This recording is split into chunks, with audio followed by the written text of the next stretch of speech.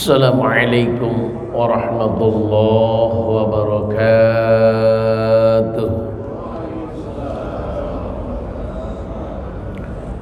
Alhamdulillah alladzi nawwara quluba awliyaihi bil ma'rifati wal iman.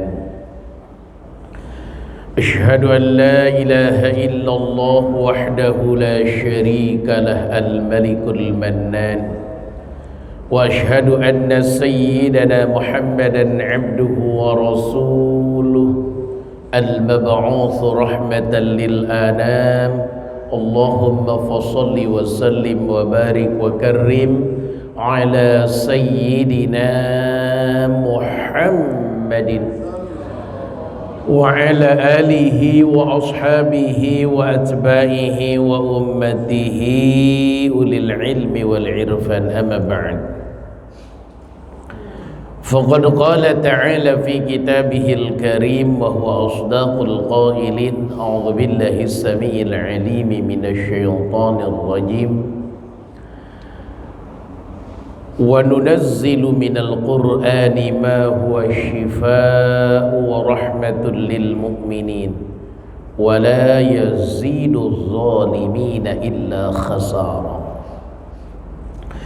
وقال النبي صلى الله عليه وآله وسلم اقرأوا على موتاكم سورة ياسين. وقال أيضا قالوا ما يوجد في آخر الزمن درهم حلال أو أخ يوثق به. صدق الله العلي العظيم صدق رسوله النبي الحبيب الكريم ونحن على ذلك من الشاهدين والشاكرين walhamdulillahi rabbil alamin. Yang saya hormati, saya muliakan para asatid guru-guru saya, yang saya hormati, saya muliakan pengurus DKM Masjid Baitul Izzah, yang saya hormati, saya muliakan ayahanda bunda rahimakumullah.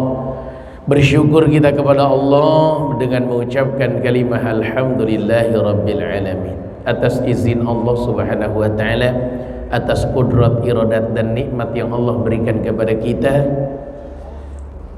Sabtu subuh hari ini Allah kembali pertemukan kita dalam rangka melaksanakan kewajiban kita, yaitu salat subuh berjamaah. Dilanjutkan dengan pengajian mengkaji kitab Mukhtarul Ahadits halaman 26. Mudah-mudahan amal ibadah yang kita lakukan ini diterima oleh Allah subhanahu wa ta'ala dan menjadi wasilah Allah curahkan rahmat kepada kita, Allah jauhkan balai dan musibah dari kita, dan mudah-mudahan Allah bahagiakan dunia akhirat kita. Harapan mudah-mudahan anak cucu kita menjadi orang-orang yang cinta ke masjid. Amin ya Allah ya rabbal alamin. Rahmat teriring salam semoga Allah curahkan, semoga Allah limpahkan selalu kepada Nabi kita, Rasul kita, yaitu baginda Rasul Muhammad sallallahu alaihi wa alihi wasallam. Salatullah salamullah ala taha rasulillah. Salatullah salamullah ala Yasin habibillah. Tawassalna bismillah wa bil hadi rasulillah wa kulli mujahidin lillah bi ahlil badri ya Allah. Salatullah salamullah ala taha rasulillah. Salatullah salamullah ala Yasin. Allahumma salli wa sallim wa barik alaihi. Baik, kita lanjutkan kajian kita kitab Mukhtarul Hadis halaman 26, hadis keempat dari bawah. Iqra'u ala mautakum surat Yasin. Ada orang kalau ada yang meninggal dunia suka dibacakan surat Yasin. Dari manakah dasar hukumnya? Ternyata ada di kitab ini, Mukhtarul Hadis halaman 26. Perawinya Imam Ahmad, rawahu Ahmad. Kata Nabi, iqra'u ala mautakum surat Yasin. Iqra'u, bacakan oleh kalian, ala mautakum, terhadap orang yang hampir meninggal dunia di antara kalian, surat Yasin, surat Yasin. Para ulama berbeda pendapat dalam memaknai hadis ini. Ulama yang pertama berpendapat kalau ada orang hampir meninggal dunia lalu sulit keluarnya ruh, maka bacakanlah surat Yasin. Sesuai termaktub dalam kitab Minhajul Muslim, ya. Jadi ada orang sakaratul mautnya lama nggak meninggal. Nah, di antara yang paling memudahkan, yang dianjurkan oleh Nabi memudahkan proses perginya ruh adalah surat Yasin. Silakan dibaca. Ini tapi jarang orang melakukan ini karena mungkin tidak paham. Dalam dasar hukumnya ada di kitab Minhajul Muslim. Yang kedua, ada ulama yang memaknai ba'dal wafat, setelah nafas habis, ruh pergi, baru dibacakan Yasin. Cuman ada ajaran harus kita perhatikan bahwa ada 3 tempat yang tidak boleh teriak-teriak atau mengeraskan suara. Di antaranya di samping jenazah tidak boleh kita mengeraskan suara. Jadi kalau kita baca Yasin monggo saja silahkan, tapi nggak boleh kenceng-kenceng suaranya, gitu ya, nggak boleh keras-keras suaranya. Nah ini, jadi kalau Bapak pernah berpikir dari mana orang-orang kok pada baca Yasin, gitu ya, kalau ada yang meninggal dunia, ini hadisnya ada di kitab ini, kitab Mukhtarul Hadis halaman 26. Cuman saya titip, yang pertama, kalau memang mau baca Yasin di dekat mayat, yang pertama tadi nggak boleh keras-keras. Yang kedua, jangan sembarangan naruh Yasin. Terkadang ditaruh di dekat kaki mayat. Ini tidak dibenarkan sama sekali karena Yasin adalah bagian dari Al-Quran yang wajib dimuliakan. Ya, oleh karena itu taruhlah di meja yang lebih tinggi, yang lebih tinggi dari mayat, lebih tinggi dari kita. Artinya kalau kita duduk lebih tinggi, jangan sampai rata dengan kaki kita. Itu yang pertama. Yang kedua, jangan pernah baca Yasin doang, tapi ahli waris silahkan baca Quran. Bukan hanya Yasin dari awal sampai selesai, semampunya keluarga, dengan diniatkan pahalanya disampaikan kepada almarhum.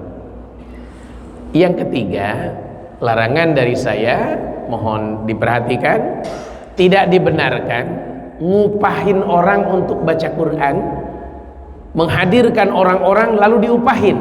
Kalau orang itu baca nggak masalah, tapi kalau udah diupahin itu beresikonya agak tinggi, gitu ya. Pertama, akan merepotkan orang yang kena musibah.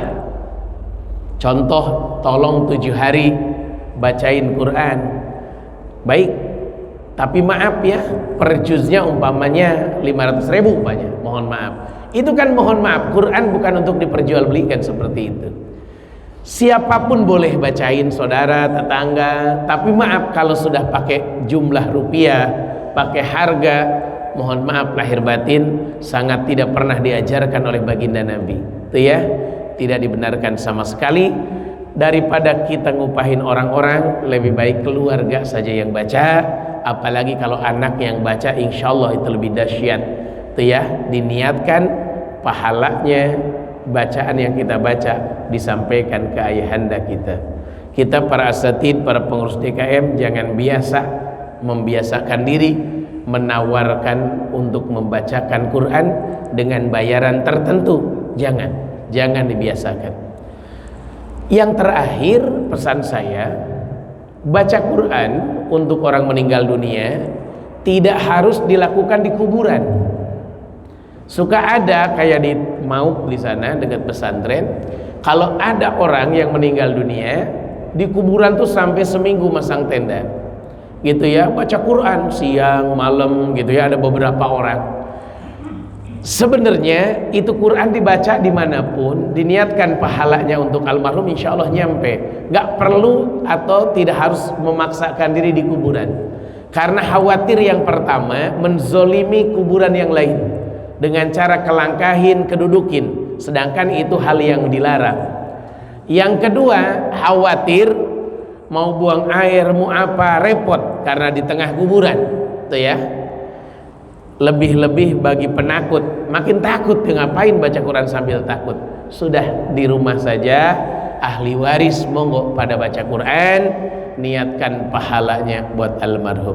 Ini beberapa hal yang berhubungan dengan pembacaan surah Yasin. Ada satu lagi kebiasaan yang menurut saya tidak tepat di masyarakat kita di Tangerang. Orang lagi dimandikan jenazah lagi dimandikan, ibu-ibu berdiri membaca Yasin. Ini beberapa tempat saya lihat langsung, bukan katanya. Ini tidak dibenarkan. Seharusnya ketika mayat laki-laki dimandikan, ibu-ibu nggak boleh lihat, apalagi sampai baca Yasin berdiri sambil melihat proses memandikan. Ini tidak dibenarkan. Memandikan jenazah harus disembunyikan, jangan sembarang orang boleh lihat. Anak perempuannya saja tidak boleh memandikan bapaknya. Seorang ibu tidak boleh dimandikan oleh anak laki-lakinya, tidak dibenarkan sama sekali, saking mahalnya yang namanya aurat. Maaf, yang memandikan suami lebih baik istrinya daripada anak perempuannya.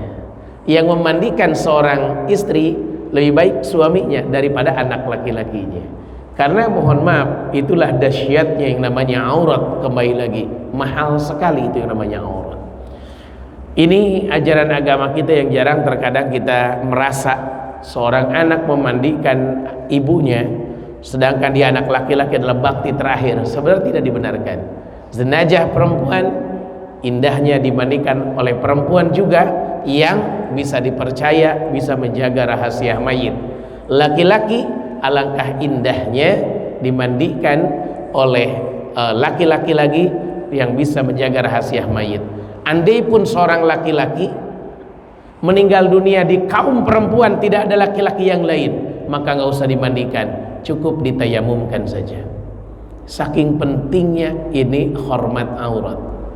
Nah, jadi maaf, kita punya anak laki-laki, punya anak perempuan, nanti ketika kita meninggal dunia sampaikan sebelumnya di keluarga kita, nanti nggak usah ikut memandikan, laki-laki saja.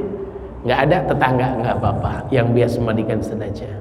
Tuh begitu. Ibu kita meninggal dunia, jatah kita anak laki-laki nyiapin airnya saja, ya, ngurusin selangnya saja. Tapi untuk ngegosokin, nyiramin, cukup anak perempuan saja. Ini dahsyatnya pentingnya aurat dalam kehidupan ini. Meninggal dunia pun aurat masih harus terjaga. Termasuk ketika sakit, yang merawat kita alangkah indahnya ketika kita nggak bisa bangun dari tempat tidur, bukan lawan jenis kita walaupun itu anak kita. Makanya hati-hati bapak yang punya anak angkat. Anak angkat nih beresiko tinggi, Bang. Anak angkat nih beresiko tinggi. Bayangin kalau saya ngangkat anak perempuan, berarti tiap hari saya ngelihat aurat yang bukan mahram saya. Jangan gegabah seorang seorang perempuan ngangkat anak laki-laki, berarti tiap hari dia akan ngelihat aurat yang bukan mahramnya. Tidak bisa jadi mahram gara-gara diangkat jadi anak. Ini jangan gegabah ngangkat anak, nih beresiko tinggi, ya, beresiko tinggi. Makanya dalam agama kita diajarkan, andai pun terpaksa harus mengangkat anak, angkatlah yang mahram dengan kita. Kita kebetulan laki-laki punya adik, umpamanya laki-laki punya anak perempuan, umpamanya Nah, banyak anaknya mau diambil sama kita masih mahram, kita nggak boleh nikah dengan dia ponakan. Masih mending itu kalau itu. Tapi kalau dengan yang lain, ngambil dari rumah sakit, ngambil dari mana, resiko tinggi Pak. Karena semua anak merasa ketika sudah diangkat oleh kita dari kecil, merasa ini bapaknya nyiumin, meluk kalau datang. Ingat, wudunya pun tetap batal kita dengan mereka. Tidak bisa gara-gara diangkat anak, disekolahkan, dinafkahi, lalu jadi bisa berubah jadi mahram kita atau jadi anak yang halal dengan kita. Tidak bisa. Nah, ini penting sekali ya. Baik, ini hadis dasar hukum tentang membacakan surah Yasin kepada orang yang hampir meninggal dunia atau sudah meninggal dunia. Monggo silahkan dibaca. Tapi sudah kebiasaan ya orang Indonesia mah, kalau meninggal dunia pasti malam ke-40, ada malam ke-7, ada malam ke-40, ada malam ke-100. Malam ke-40 biasanya dibikinkan Yasin, fotonya foto almarhumah gitu ya, biasa, sudah jadi kebiasaan. Cuman dalam agama kita tidak ada ke-7, tidak ada ke-40, tidak ada ke-100, tapi tiap waktu doakan orang tua kita. Bukan hanya hari ke-40, bukan hanya hari ke-100, tapi tiap waktu doakan orang tua kita, karena kata Nabi, mayit di dalam kuburannya kal gharikil mughawis, bagaikan orang tenggelam minta tolong. Jadi harus kita tolong orang tua kita yang sudah meninggal dunia dengan bacaan Al-Quran yang kita niatkan buat almarhum. Begitu dahsyat, begitu luar biasa. Baik, itu hadis yang pertama. Makanya punten, ajarkan anak-anak kita, pesantrenkan anak-anak kita, suruh ngaji anak-anak kita sampai bisa mimpin doa buat kita, bisa bacain Quran diniatkan buat kita, bisa jadi imam sholat jenazah kita, begitu tuh ya. Makanya pesantrenkan, kemana saja pesantrenkan. Alhamdulillah Pak Ustadz Denny beserta Pak Haji kemarin sudah berkunjung ke pesantren kami, pesantren kecil kami, alhamdulillah, dan beliau sudah menyalurkan zakat titipan bapak-bapak untuk membeli kasur buat santri-santri kami. Alhamdulillah, ya amanahnya sudah kami terima, sudah kami jalankan. Alhamdulillah, jazakumullah khairal jaza. Mudah-mudahan zakatnya menjadi keberkahan, zakatnya menjadi pensucian harta, dan mudah-mudahan menjadi keberkahan buat para santri kami. Walaupun belum banyak santrinya, memang tidak nerima banyak kami ya. Baik, itu hadis yang pertama. Hadis yang kedua, aqallu ma yujadu fi akhir zaman dirhamun halalun aw akhun yuthaqu bih. Aqallu ma, yang paling sedikit, yujadu ditemukan fi akhir zaman, di akhir zaman. Ada yang sulit sekali ditemukan di akhir zaman, kata Nabi. Apa? Yang pertama, dirhamun halalun, uang yang halal. Di akhir zaman akan sulit sekali mencari uang yang halal. Yang kedua, au akhun yuthaku bih. Yang kedua yang akan sulit ditemukan di akhir zaman, au akhun, punya teman, punya saudara, punya kawan, punya sahabat, punya rekan bisnis, yuthaku bih, yang bisa dipercaya. Dua yang sulit di akhir zaman. Satu, uang halal, Pak. Maaf punten, sekarang cara transaksi jual beli sudah berjalan, tapi ijab kabulnya tidak berjalan. Padahal maaf, dalam transaksi harusnya ada ijab kabul. Yang punya barang menyerahkan barang, yang punya uang menerima barang, menyerahkan uang. Kalau bahasa kiai mah, saya terima barangnya, saya serahkan uangnya. Itu ijab kabul. Kata yang jual, saya serahkan barangnya, saya terima uangnya. Itu ijab dan kabul. Tapi mohon maaf lahir batin, di kita mas sudah tidak lagi ada kata-kata itu. ijab dan qabul ini.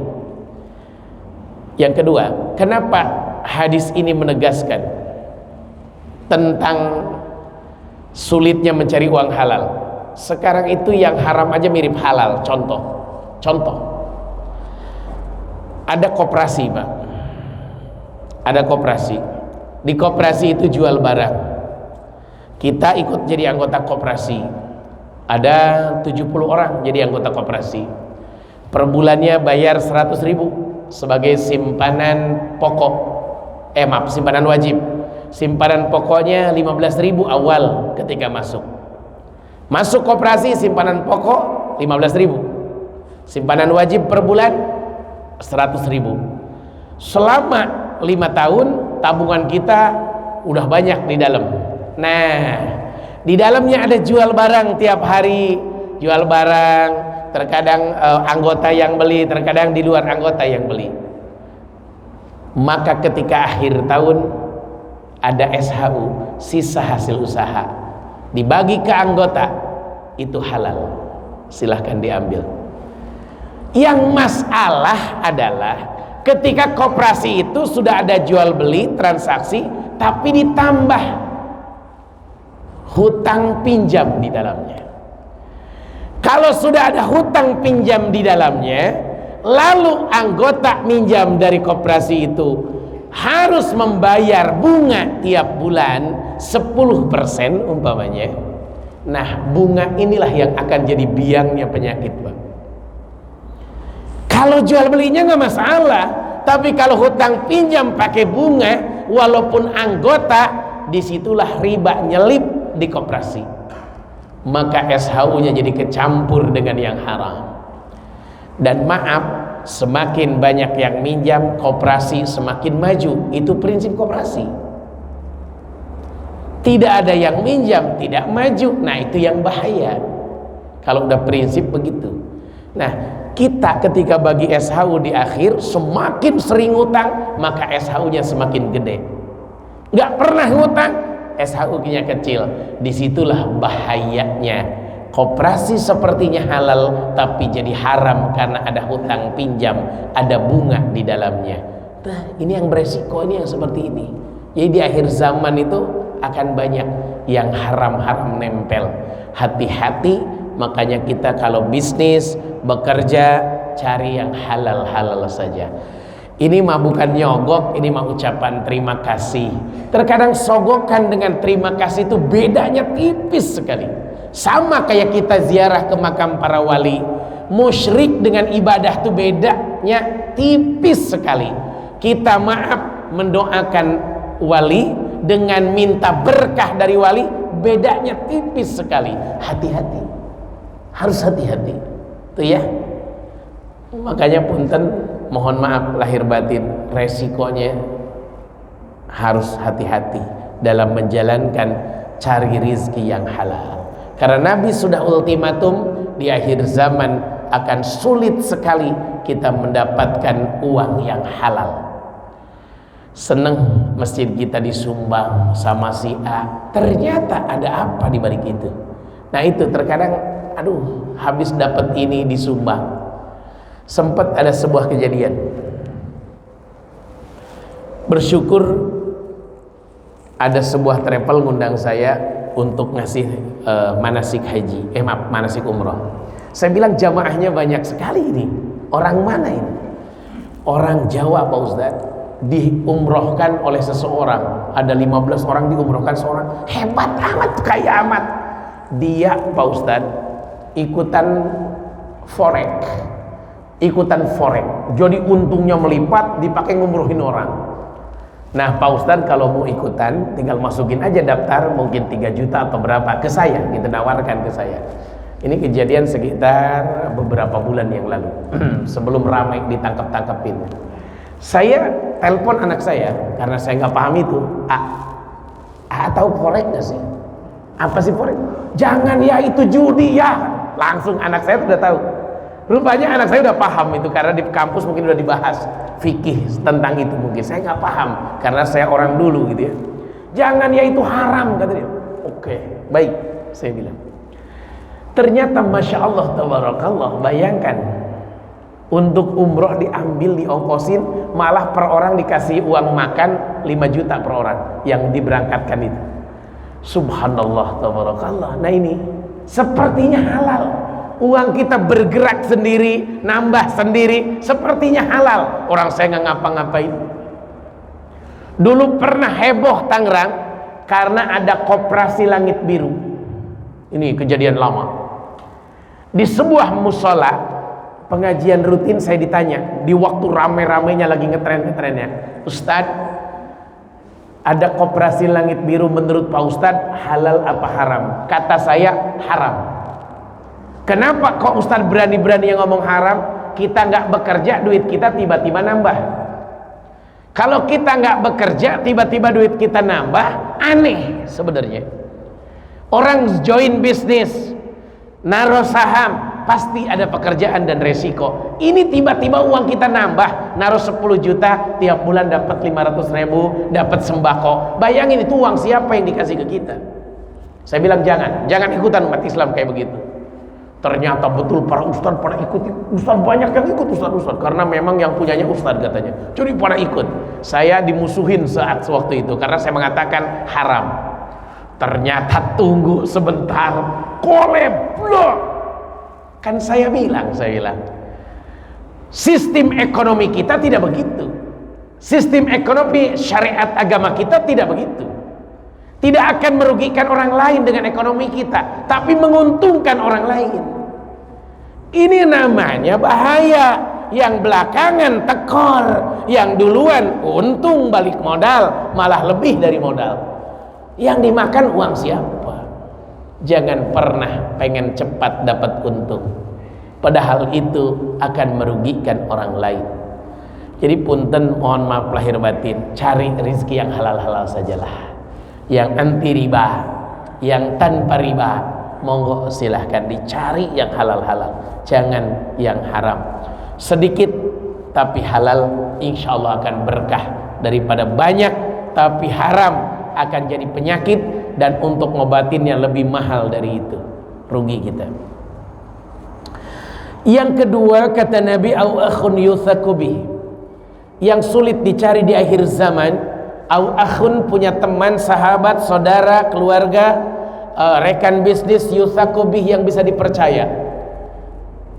Punten, jangan terlalu percaya sama orang, karena memang di akhir zaman banyak orang yang sulit dipercaya. Nitip uang pasti nyampainya berkurang, nitip omongan pasti nyampainya bertambah. Itu sudah memasyarakat di masyarakat kita. Dapat bantuan dari sananya 50 juta, nyampe ke kitanya 30 juta, tapi laporannya harus 50 juta. Repot luar biasa. Di akhir zaman, hati-hati ngadepin kasus seperti itu. Apalagi kalau kita sudah sibuk di partai, tidak ada kawan yang sejati dan abadi. Mungkin lama mah kawan, lama-lama jadi lawan. Jadi oleh karena itu di akhir zaman harus pilih-pilih betul teman, dan harus hati-hati mempercayakan sesuatu. Insyaallah, tabarakallah. Kita punya supir, ternyata supir kita pacaran sama istri kita. Sering kejadian begitu. Kitanya sibuk nyari uang kita, malah supirnya dekat dengan istri kita. Repot. Sering kejadian begitu. Makanya mohon maaf, dalam agama kita ada aturan mahram. Bukan apa-apa, jangan pergi wanita tanpa ada mahramnya, karena sulit sekali bisa dipercaya. Terkadang punten, anak aja gak bisa dipercaya, istri aja gak bisa dipercaya. Makanya Nabi bilang, nikahi wanita karena 4 hal. Karena hartanya, turunannya, kecantikannya, dan agamanya. Pilih yang punya agama, maka engkau selamat. Kalau cuman cantik doang, siap-siap kecantikannya bukan hanya untuk kita doang, akan diumbar buat orang lain. Kalau cuman kaya doang, siap-siap ketika kita miskin, ketika dia miskin, mohon maaf, rumah tangga selesai. Kalau karena turunannya doang, kalau turunannya habis, selesai pernikahan. Tapi punten, kalau karena agamanya, insya Allah istri kita di rumah aman, begitu juga ketika kita pergi juga aman. Itulah luar biasa dahsyatnya. Baik, itu hadis yang kedua tentang yang sulit ditemukan di akhir zaman. Benar apa tidak, kita tanya ke kita masing-masing, benar apa enggak sih? Gitu ya, subhanallah. Yang ketiga, akbarul kabair, dosa besar yang paling besar. Sudah dosa besar yang paling besar. Apa itu? Ada 75 dosa besar, Pak. Nah, yang paling besar nih 3. Bapak kalau ke Gramedia ada buku warna merah, tulisannya 75 dosa besar. Iya, beli silahkan. Akbarul kabair, ada 7. Ada dosa paling besar, ada dosa besar yang paling besar. Af'al tabdil.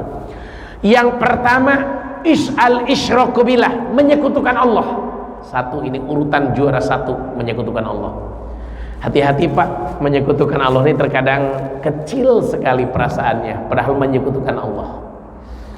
Kita percaya dengan si A, yakin dengan apa benda apa, itu mah zaman dulu. Sekarang udah lebih modern lagi musyrik kepada Allah. Lebih modern lagi. Hati-hati. Terkadang kita kalah sholat dengan bisnis kita. Sholat aja kalah dengan bisnis kita. Hati-hati. Menyekutukan Allah nih tidak akan dimaafkan sama Allah. Jadi oleh karena itu jangan sampai lah. Sesulit apapun kita jangan sampai datang ke dukun lalu percaya kepada mereka. Sesulit apapun kita jangan percaya sama benda-benda mistik. Jangan. Terkadang punten pagi hari kita dagang, ada yang beli, langsung ditabokin duitnya ke benda-benda kita. Oh, penglaris. Nah, itu jangan dibiasakan begitu. Mau hajatan, takut hujan nih, musim hujan, ambil cabai ditusukin pakai lidi, tancep-tancepin. Musyrik. Mau hajatan, mau pesta di rumah, takut hujan gede, ambil celana dalam lemparin ke atas tenda.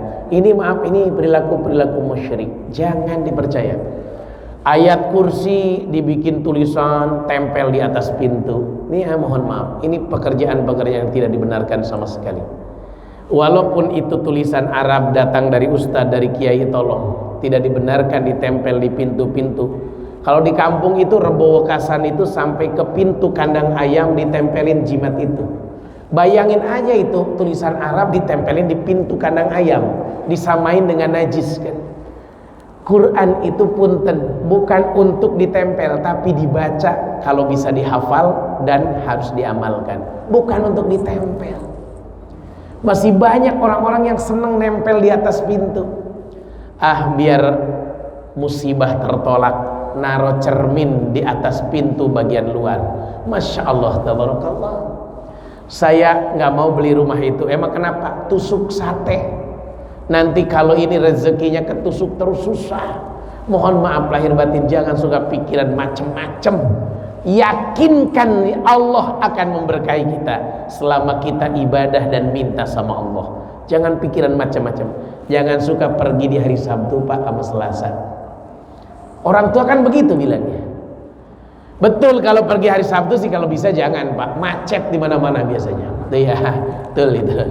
Tapi pun dan jangan suka punya keyakinan itu hari apes. Semua hari baik, hari terbaik adalah Jumat. Tapi kalau memulai sesuatu, mau bangun rumah, mau buka toko, hari terbaik adalah hari Rabu, termaktub dalam kitab Taklim Muta'alim. Kalau memulai pengajian, itu yang paling bagus Rabu. Kalau mau mulai buka toko, usaha, Rabu. Itu betul, dianjurkan dalam kitab Taklim Muta'alim. Tapi seluruh hari tidak ada yang apes. Itu ya, hari yang terapes adalah kita terjerumus kepada maksiat di hari itu. Itu hari terapes kita. Itu ya. Kita pelit sama orang tua, itu hari terapes itu buat kita. Itu ya. Mohon maaf, jangan suka aneh-aneh. Berarti hajatan boleh hari apa aja? Boleh, tapi saran saya kalau mau hajatan hari Sabtu, kalau nggak hari Minggu, usahakan tanggal muda. Itu saran saya. biar banyak yang keundangan, gede-gede keundangannya, itu ya biasanya. Jangan hari Senin, jangan, ya, bahaya. Baik, itu ya hadis yang ketiga, dosa yang paling besar menyekutukan Allah. Jangan suka duduk di pintu, Pak. Betul, orang tua dulu gitu ya, karena ngehalangin orang mau lewat kan gitu. Orang hamil pergi kemana-mana bawa gunting, bawa silet, bawa jarum, bawa sapu lidi. Nah ini musyrik semua ini, tolong dihilangkan. Yang betul sekarang mah mungkin bawanya pistol, kan udah zaman modern sekarang ya. Mohon maaf lahir batin, ini suka aneh-aneh itu ya, zaman dulu tuh aneh-aneh ya. Harusnya kalau orang hamil tuh bacanya surat Maryam, surat Luqman, surat Muhammad, surat Yusuf, bukan malah bawa lidi. Setan itu nggak pernah takut sama lidi. Andai pun benda kalau mau dibawa itu daun bidara, Pak. Daun bidara itu ditakutin sama jin, sama setan. Tapi kalau lidi nggak ada hubungannya sama sekali. Wah, aneh-aneh ya zaman dulu. Jangan suka nyapu malam hari, Pak. Jangan. Waktunya tidur malam hari mah ngapain nyapu? Ya, suka aneh-aneh orang dulu ya. Jangan nyapu ya, kalau kotor sapu aja mau siang kayak malam gitu ya. Kenapa kita suka mikir macam-macam? Tapi mohon maaf lahir batin, yakinkan dalam agama kita tidak repot-repot ya, gampang semuanya insya Allah. Yang kedua, dosa besar yang paling besar wa qatlun nafsi, bunuh orang. Allahu Akbar.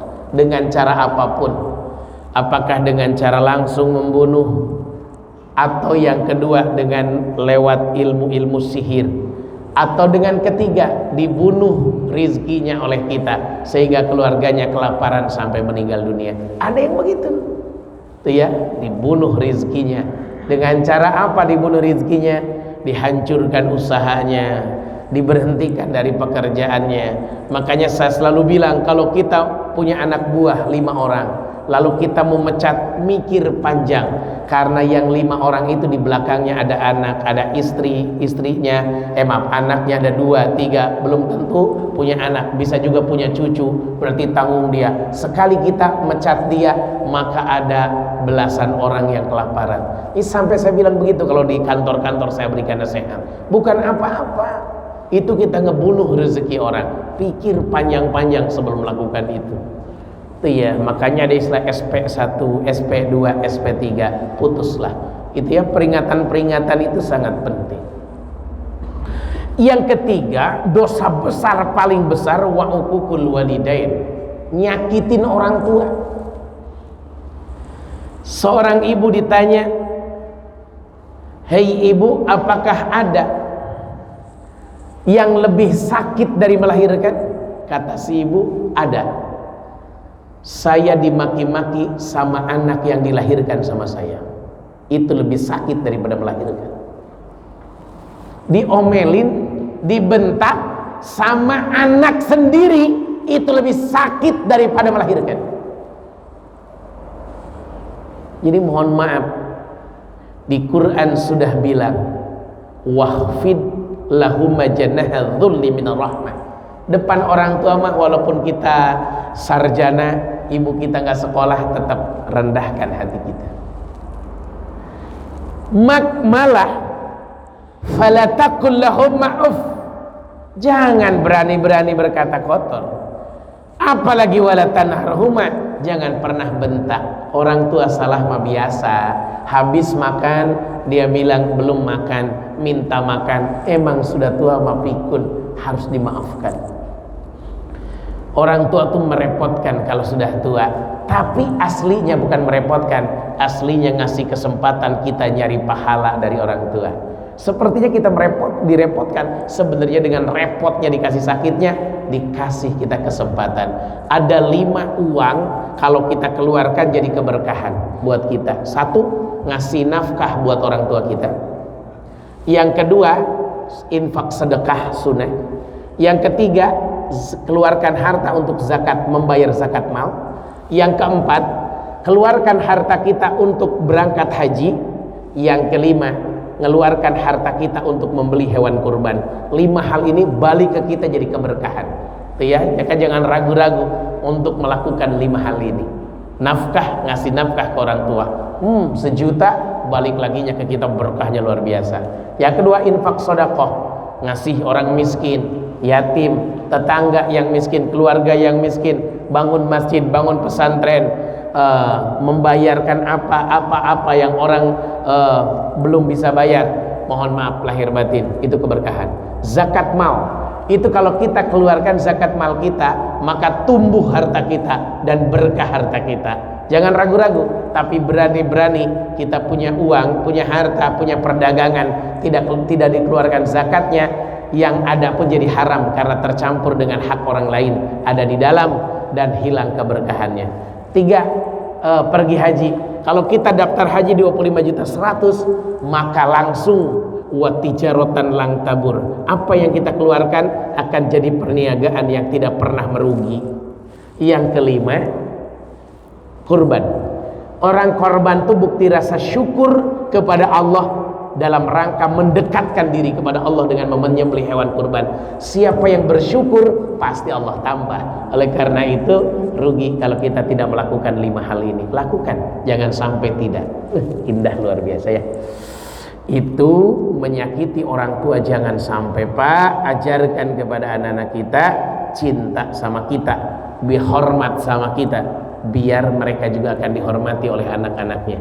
Tapi kalau anak kita sudah songong sama kita, tidak sopan sama kita, punten, siap-siap mereka pun akan merasakan digituin sama anak-anaknya.